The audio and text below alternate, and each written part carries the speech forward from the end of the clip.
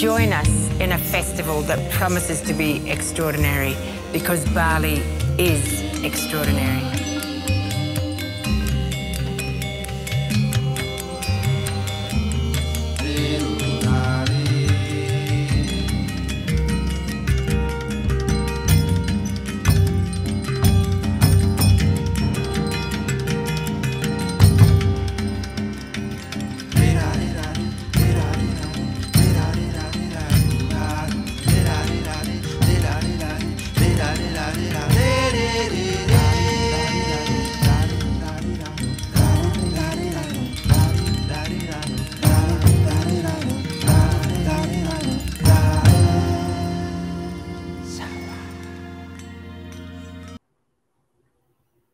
Well, hello, everyone, and welcome to the Ubud Writers and Readers Festival 2021. This year, the festival returns with the theme Mula Serira, self-reflection, which is drawn from a Balinese Hindu philosophy. From October 8th to 17th, we will explore the meaning of self-reflection, cultural introspection, and human rights, examining who we are, what unites us, what divides us, and what drives our actions. Well, I am so pleased today to get to moderate a session on Islam, authoritarianism, and underdevelopment, featuring author Ahmed T. Kuru, who is here with me. He's currently, well, he's not with me. He's currently in San Diego, where he teaches at San Diego State, and I'm in Washington, D.C. And welcome, Ahmed. Thank you, Janet. It's great to have this conversation with you, given your expertise and deep knowledge about Indonesia. I'm pleased and honored. Okay, well, first of all, this is a fascinating book. And for those of you who study Indonesia or study Islam in Indonesia, the reviews of it have been just extraordinary. I think most people have heard of Bob Hefner at Boston University, and he says about this book, this is one of the most important works in years on the politics and culture of Muslim modernity, and one that literally transforms the state of our knowledge. I mean, that's incredibly high praise. So, I read this book. Hefner is kind and generous person. Well, I read this book and was completely blown away by the level of knowledge you have. I mean, Ahmed writes about Islamic scholars, ulama, as we say in Indonesian, for 10 centuries, right? Or before, longer than that. It's just it's a tour de force. I wonder, you grew up in Turkey, and I wonder if you could just tell us the great anecdote you start with about why you became interested in this topic of Islam, authoritarianism, and underdevelopment. So whenever I need an inspiration, I generally remember my late father, and I began, as you rightly noted, to this book with that, because in Turkey, for a very long time, there has been a discussion, and people keep thinking implicitly or explicitly what went wrong with the Ottoman Empire, how it declined after centuries of military and political brilliance. How come Europeans surpassed? Mm-hmm. And that's at the core of the debate. And my father was a politician in right-wing party. And one night we were hosting a military general who happened to be a follower of Mustafa Kemal Atatürk. And the debate was so long that I slept around the midnight, and I was a teenager. And the next morning, my father was sad and a bit depressed. I asked why, and my mother explained that there was a heated debate, and then the general say Muslim did not contribute to civilization. It's all about Protestants and the Westerns. And then my father defended, no, Islam and Muslims made contribution to mathematics and other fields. Then I read that book and then came back to my father saying that I finally understand with that book how Europeans surpass Muslims in technology and science. And my father had a compassionate smile and taught me that, Ahmed, you should at least read 10 to 15 books. So it was 30 years ago, and I have been reading since then. I think so. I would say you've probably read 1,000 books. It's really quite astonishing. So that's interesting. So the household you grew up in, your father was a conservative politician, and so a secularist. I tried to Google the politician that he worked, that led the party he was involved with. Was it a secular household or? So let me tell you that about the criteria of today's Iran or Saudi Arabia, etc. My household was very secular. Right.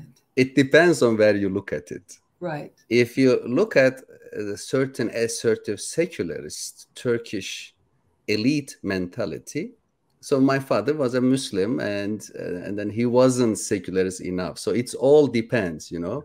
So in my first book, I compare French laïcité and American secularism, saying that Turkey should really move to more religious-friendly secularism. But unfortunately, it ended up with more Islamic regime now. And basically, the debate in Turkey is whether we should blame Islam or Western colonization. Right. Turkey was never directly colonized, but it was occupied after the First World War, and the Western intervention in many parts of Middle East observed by Turks. So that's the debate I began with in my book, whether we can blame Islam or Western colonialism as the source of problems in the Muslim world today. Right, right, and it's fascinating. You make that very clear from the very beginning that that you are tackling this question that was raised at your family dinner table about, you know, how do we understand the violence, authoritarianism, and underdevelopment in so many majority Muslim countries, and the scholars and, you know, just journalists tend to come up with two conclusions, right? That either there's something wrong with Islam, something essential in Islam that is like backward, or that it must be the European powers and colonialism. And so you take both of those on, say they're both wrong, and then what is your argument? What do you attribute? So you're right. I take both, but I take them very seriously. Right. So the readers will see in each and every chapter how I take these two arguments and then show weaknesses, saying that if Islam had been the problem, how can we explain the brilliant Muslim civilization between 8th to 12th centuries, when Muslims were superior to Western Europe in terms of optics, mathematics, finance? They taught Europeans how to produce paper, how to develop financial institutions. But on the other hand, criticizing simply Western colonization is problematic, because when the colonization began in 17th, 18th centuries in a widespread manner, Muslims already had intellectual and economic stagnation. Plus, when you look at Latin America, East Asia, we see that many, or at least some, post-colonial countries achieve today economic growth and some democratization. Therefore, being colonized doesn't necessarily prevent automatically ability to be democratized and developed. And if you focus on the concept of Ubud Festival, self-reflection, don't Muslims really need a self-reflection?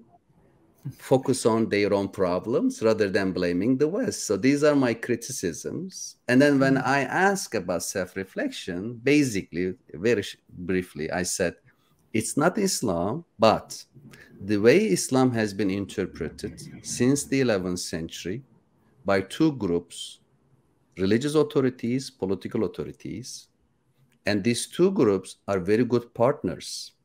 What I call the alliance between Islamic scholars, ulama, and the state authorities, especially military state.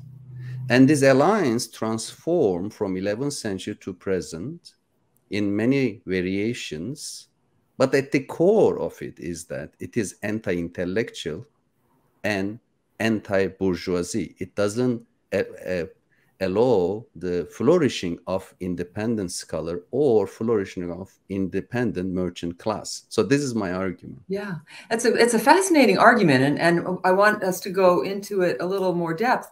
But one thing that interests me is that Muslim scholars themselves within quasi-modern times have asked these same questions. I'm thinking of Muhammad Abduh and the group at Al-Azhar who said, why are Muslim societies so underdeveloped?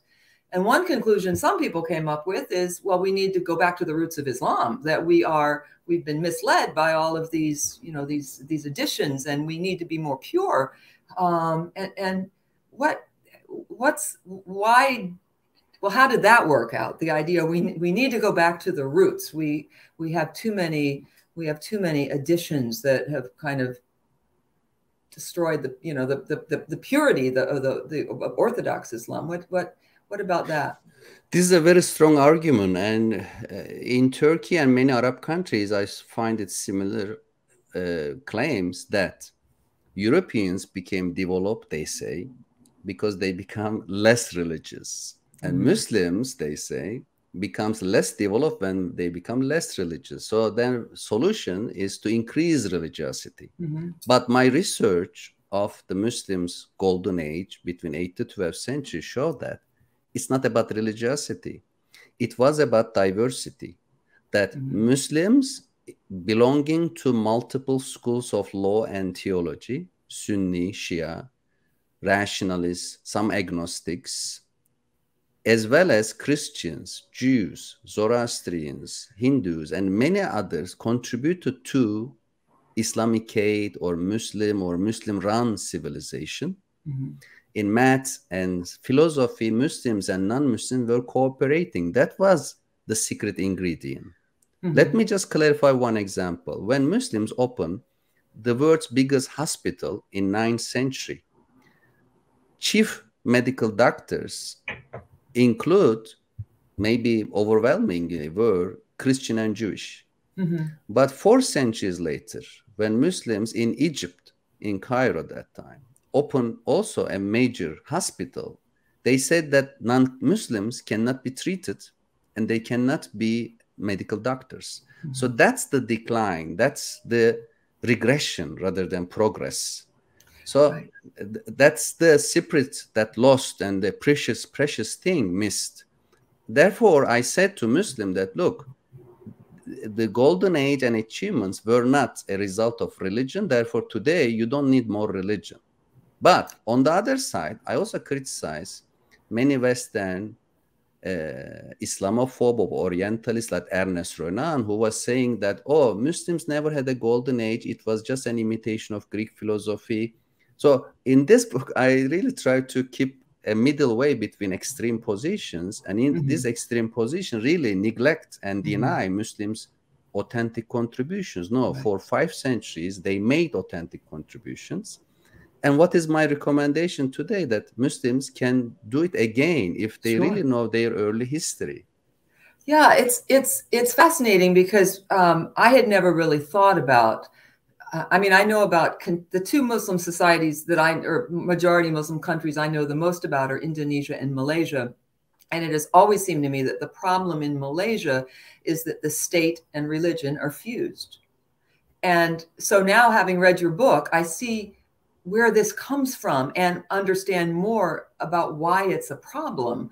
And one of the things that you say often happened starting way back in the 11th century when the ulama and the state began to be fused in partnerships, that one of the results was this Sunni orthodoxy, which said everybody else was an infidel, and that this was not a good thing for society nor for the religion. Is that an accurate kind of assessment of what happened?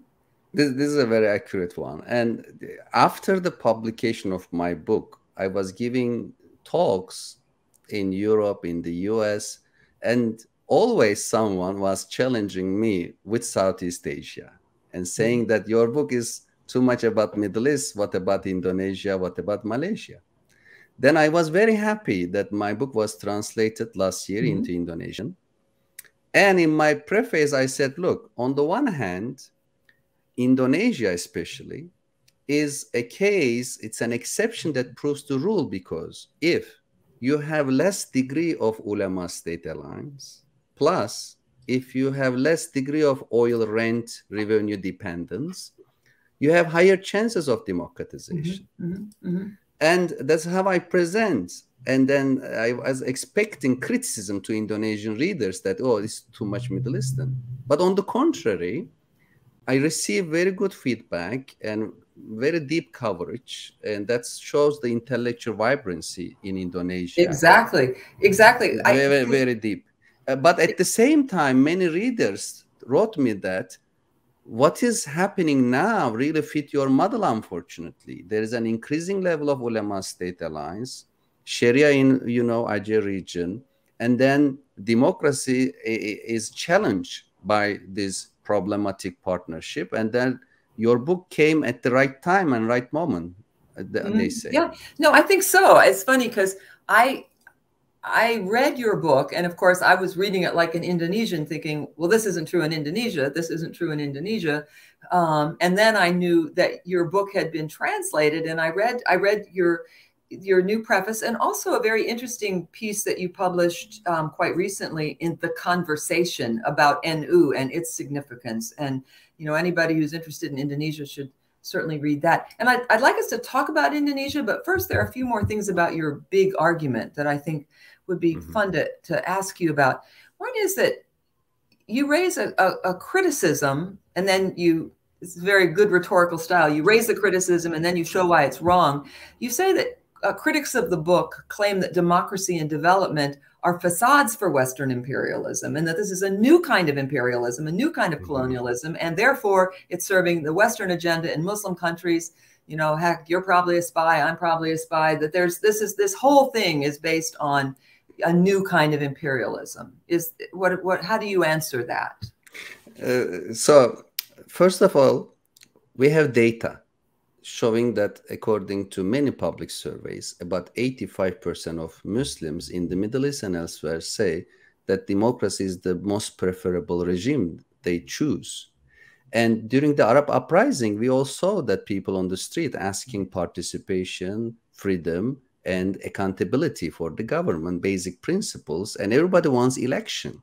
There is no society rejecting the idea of election, free and fair elections in the Muslim world. So that's the fact. And World Value Survey compare Muslim and non-Muslim and societies. There's no difference, 84% favoring democracy. That's one thing.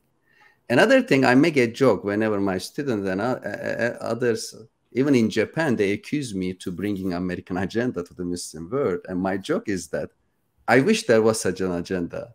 I wish United States really tried to have democracy in the Middle East. That's not the case. Everybody knows that.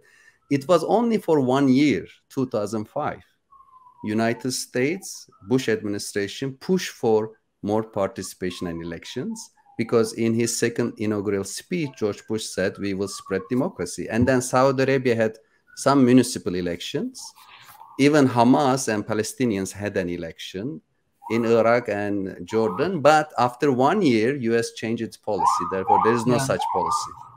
Yeah, no, it's, I think that's a great answer. I think it's a great answer. I read a review of your book, and I tried to find it again this morning, and it was very interesting. Someone pointed out that if you take the principles of Islam that apply to politics, and you actually measure countries that uphold these principles, that the countries that really uphold Islamic principles are not majority Muslim. And, there are countries like Denmark. And that reminds me of one of my favorite quotes from Muhammad Abdu, supposedly. He said, I went to the West and saw Islam, but no Muslims. I got back to the East and saw Muslims, but no Islam. And I thought of that over and over in reading your book, that wait a minute, how did we get so sidetracked that this is the case? Because I mean, you argue, and all of your Islamic scholars in the beginning, at least, argue that there's no reason to have an Islamist state, that the state and religion don't have to be fused. So why has that become the pattern? Why is that the pattern in the Muslim world? This is one of the most deeply embraced misperception, that religion-state separation is a Christian thing that doesn't exist in Islam. And in the book I mentioned, later in an article, I try to elaborate, first of all, in Christianity until the 11th century, there was the fusion. And until the 1905 in France, they debate about separating church and state. So it's not just a Christian thing. It's a political thing that requires a process everywhere. And in the Muslim world, interestingly, when the Prophet died, and then came the 4 caliphs, all charismatic leaders, but not state builders. Religion and politics coexist, but no institutionalized state. And the first person in Islamic history who was a true state builder was Muawiyah, the founder of Umayyad dynasty. He had the throne and bodyguard and crown and state institutionalization. But he persecuted the Prophet's family. His family eventually got Prophet's grandson Hussein killed. And this is not just a Shia version of history. Sunnis and everybody accept that the persecution happened. After that, Islamic scholars, majority of them, started to see political authority corrupt, immoral, and they have to put a distance. Today we have data in 1970 article, Cohen collect data of about 4,000 ulama between 8th and 11th centuries. 92% of them had private jobs. Most of them were working in commerce. Only 8% was serving the state, like qadi, judge, or prosecutor type positions. So in early Islam, we had separation between religion and state. But in the 11th century, there was a multi-level transformation. Very briefly, economy became under state control, more feudal economy. Religious orthodoxy, as you say, Sunni, later Shia emerge. And then state established chain of madrasas, Islamic schools called Nizamiya madrasas, referring Seljuk Prime Minister Nizam, Mulk. And this madrasa system continued until today to produce ulama as potential state servants. And this ulama-state alliance, therefore, is the key for the power position and marginalization of philosophers and independent bourgeoisie. But one point, how do they justify it? Because there is nothing in the Quran or the Hadith about ulama state. They fabricate it. So they fabricate a hadith saying that religion and state are twins. Religion is the foundation, state is the guardian. Without foundation, you collapse. Without the guardian, you perish. This is a Sasani Persian maxim of 3rd century Ardashir, king of Sasani Iranians. Ulama after the 11th century, since there is no justification for them in the Quran or the Hadith, the Prophet's sayings, they fabricated this. Until today, that's the way they preach. It's fascinating. And again, I know a lot more about the modern world than I do about the 11th century, but in Malaysia, for example, it's the state that decides the topic of the Friday sermon. It's very, very different. But one thing that interests me is Indonesia, as you know, has never been like that. And my own research is on journalism, and one of the former editors of Tempo magazine, Torik Haddad, who very sadly died last year, when I interviewed him years ago, he told me that even when Suharto was the president, he told me he wanted to work at Tempo as a young man because he said in Islam, an ulama has the most difficult of all duties because he cannot associate with people who are close to power. An ulama is a person who must control power, and Tempo is a magazine that would often point out if a kiai or a religious teacher and scholar was playing with power. And he said, power needs limits, and Tempo would speak for justice without siding with power.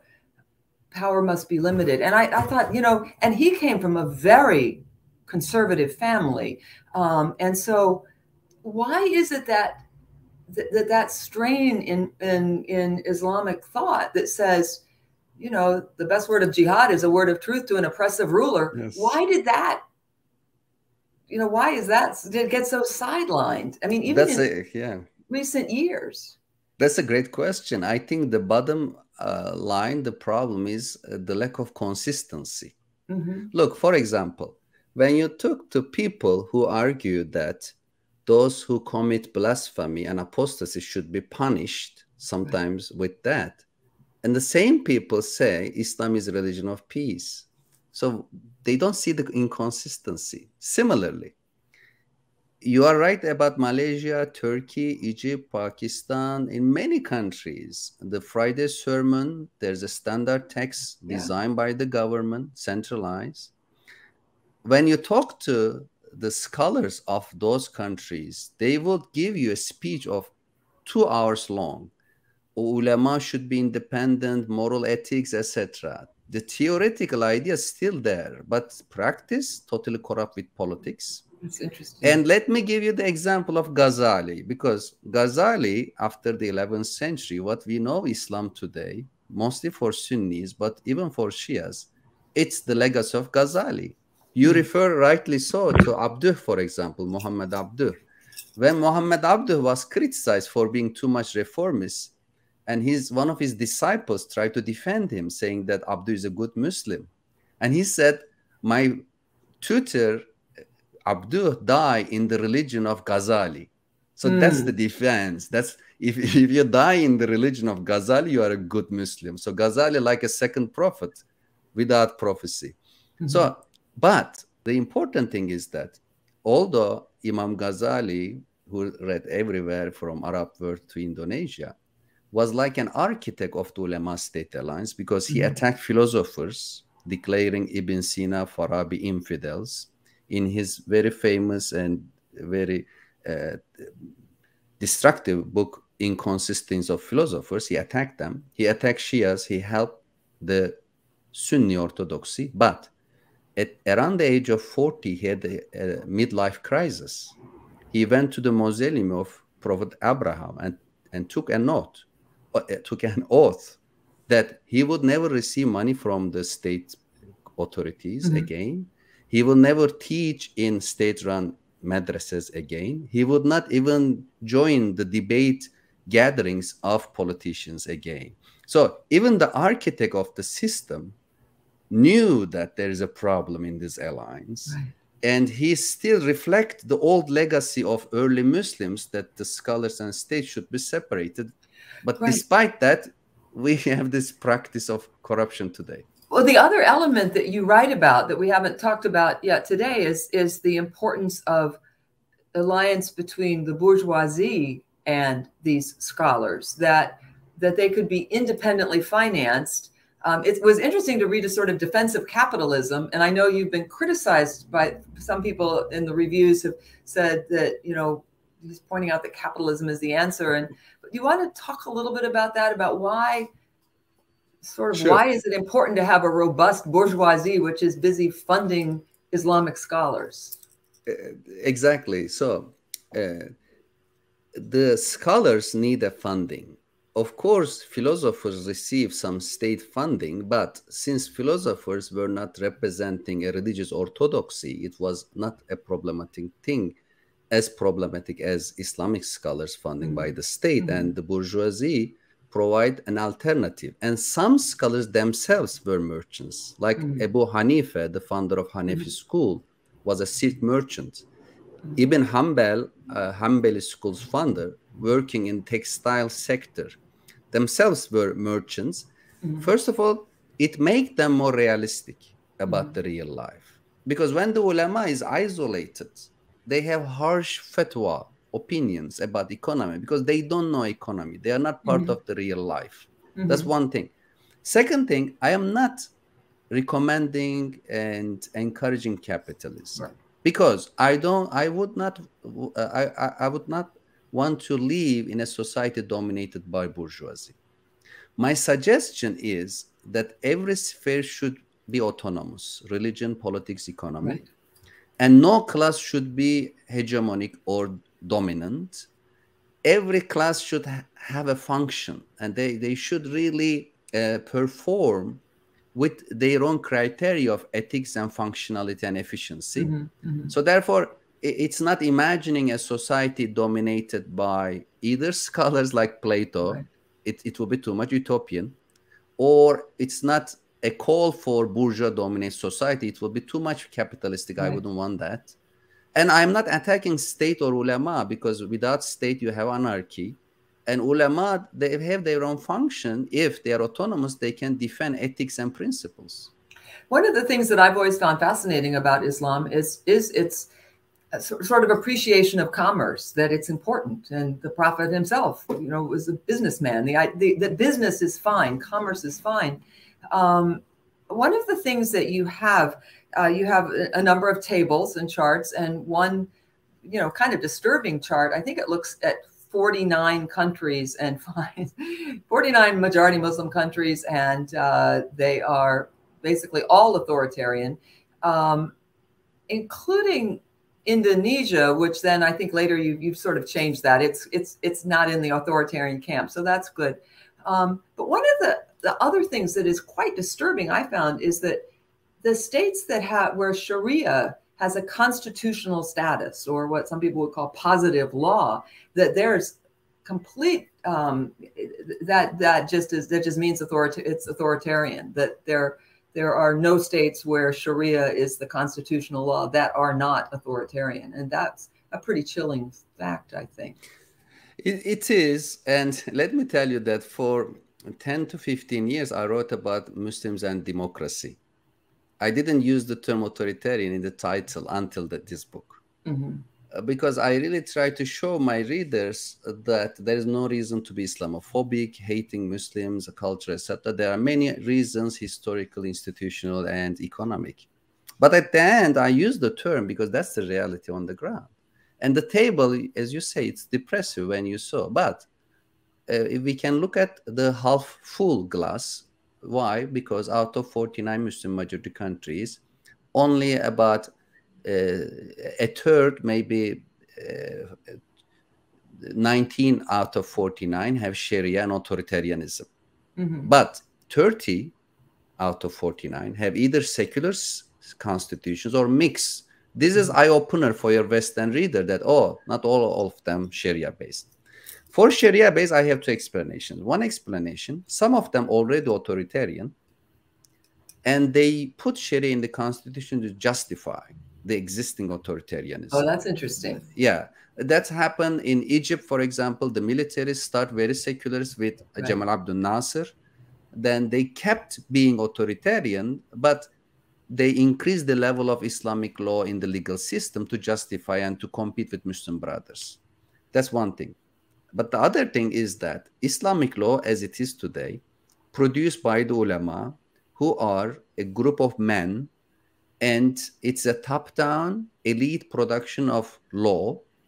It is contradictory to our understanding of democratic process of lawmaking, because in a democratic process, you make the law based on people's needs and their participation.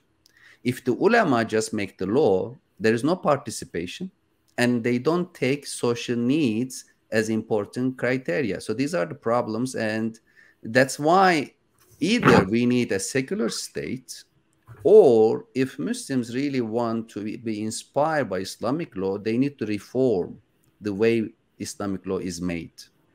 It's sort of a quick aside. I don't think there are any women in your book at all. Are there? Or possibly there's not. I don't recall one. Maybe the Prophet's daughter, maybe in there. But so yes, you are right. And one is Prophet Aisha and Fatima, and the other Rabia as a Sufi leader.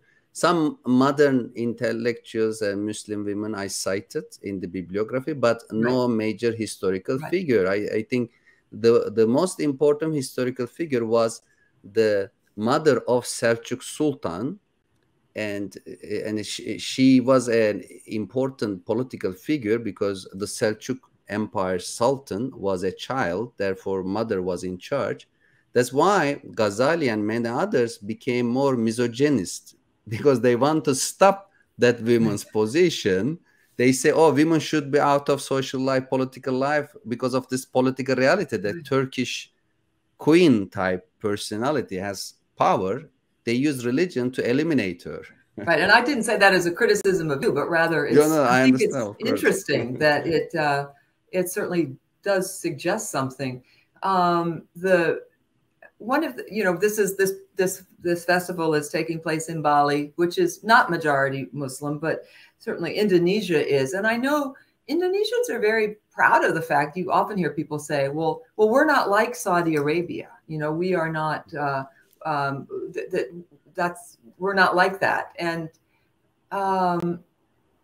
it's interesting. So how has your book been received so far in Indonesia? What kind of feedback have you gotten? This is so, as you know, Indonesia, with the world's largest Muslim population and biggest Islamic organizations, should be more important in the Muslim world. Yeah. Supposed to be, but it is not. I think one reason is the historical legacy, that historical center of Islamic caliphate and empires were the Middle East, and the language, Arabic, Persian, Turkish, were influential. But I'm hoping to see more influence, at least observation of Indonesia by people in the Middle East, because right now in the Middle East, many public surveys show that young people are leaving Islam. So they are bored, they are unsatisfied. Not all of them, of course, but a sizable group of young people really are discontent with the existing Iranian, Turkish, Arab interpretations of Islam. And if they know Indonesian interpretation, they may really want to learn more about that. So that's one thing. And then the connection between my book and Indonesia, I think they always look at the good side in terms of, for example, some took my book in Indonesia as a history book to learn more about Muslim Golden Age. What was the Muslim contributions? Some took to make a contrast between Middle East and Indonesia, how different they are. But some also have taken it about a coming danger in the future of Indonesian democracy and how ulama-state partnership can really destroy certain democratic institutions. Well, that's a good lesson. And I guess when I was reading it, I kept thinking about how unfortunate it is that more of the world does not know about the Indonesian Islamic scholars. And I know you've now read a number of them, Gus Dur, Nurcholish Madjid, and interestingly, it was Tempo magazine that actually popularized the thinking of what was called renewal in Islamic thought. Which, it's funny, after the revolution in Egypt, I was invited there as a speaker to talk about Indonesia and its transformation to democracy. And you know, of course, I talked about Islam too. And it was very interesting because the Egyptian attitude was, we are Egypt. We are Egyptians. We have nothing to learn from the Indonesians. And I, you know, from listening to what you say, I sense that that's a bit of an attitude out there that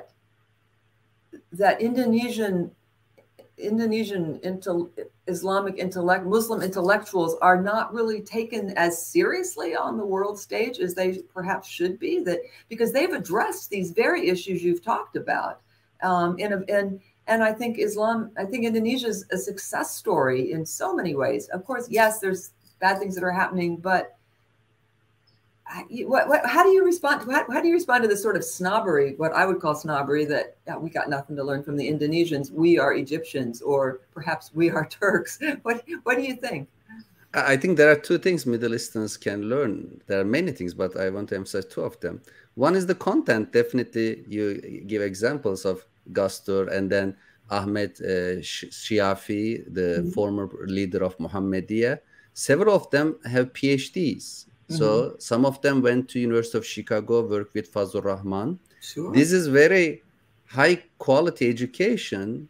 That let's look at Turkey, Islamic Jamaats or the communities, tariqas, their leaders don't have that level of education. That's the content of ideas, high quality and very vibrant in Indonesia. The second thing is how to run an organization. You referred to my conversation article about NU, which has been translated in few days into Indonesian, Spanish, French, and the German is coming. But I translated myself to Turkish by doubling the number of words, making comparison between Turks and Indonesians, because in Turkey, most Islamic community Sufi Tariqa leaders leader for life.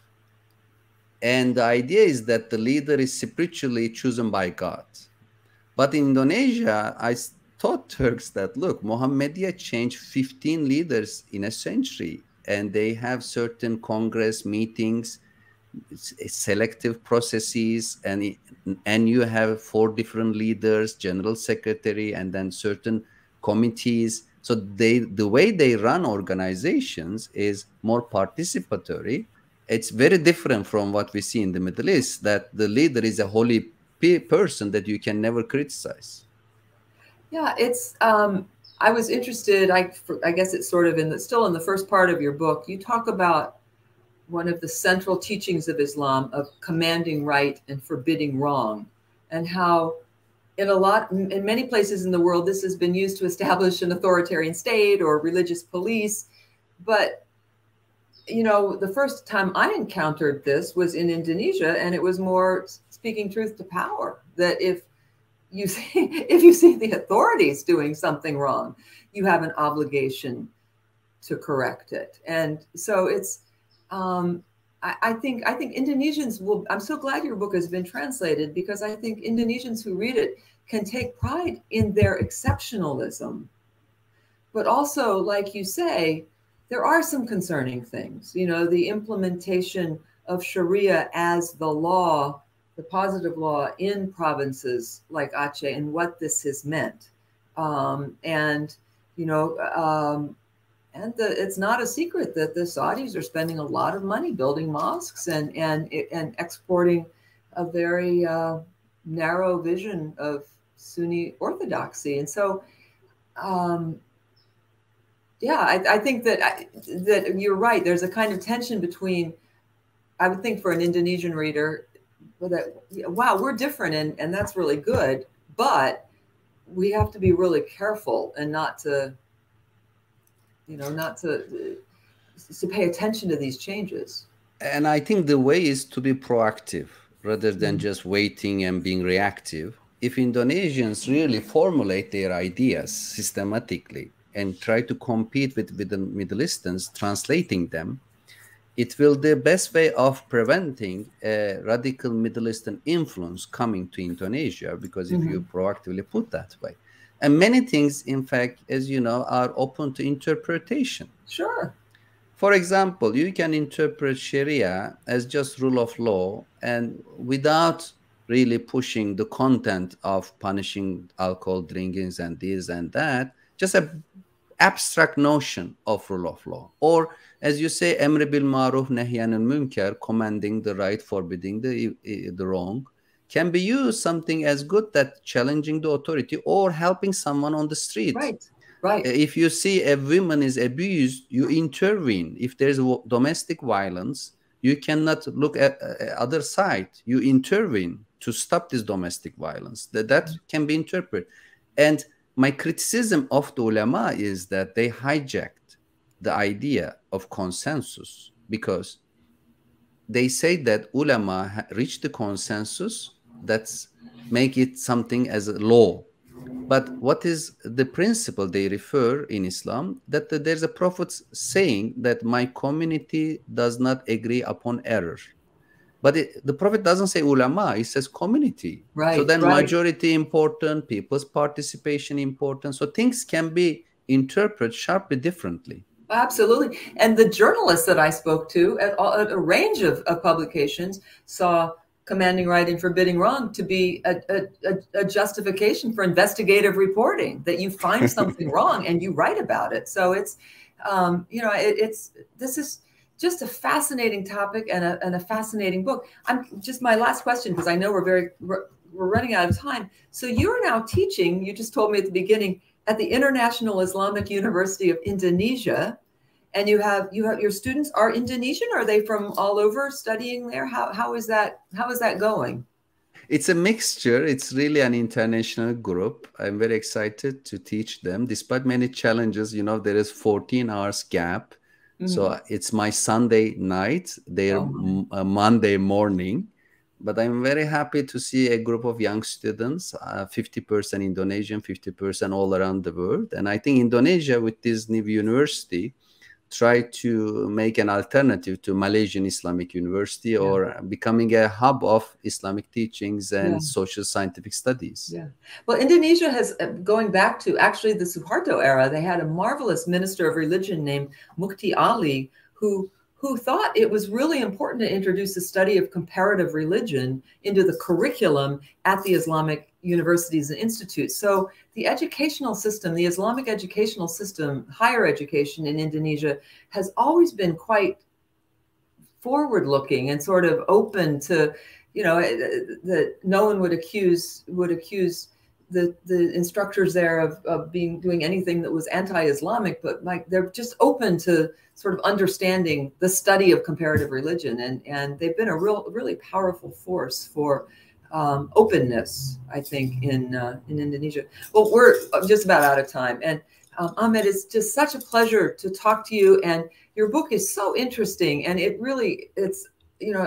shows so much work. I believe it took you 10 years to write this, because it's a real masterpiece. And you know, you just don't get any higher praise than from Bob Hefner saying one that literally transforms the state of our knowledge.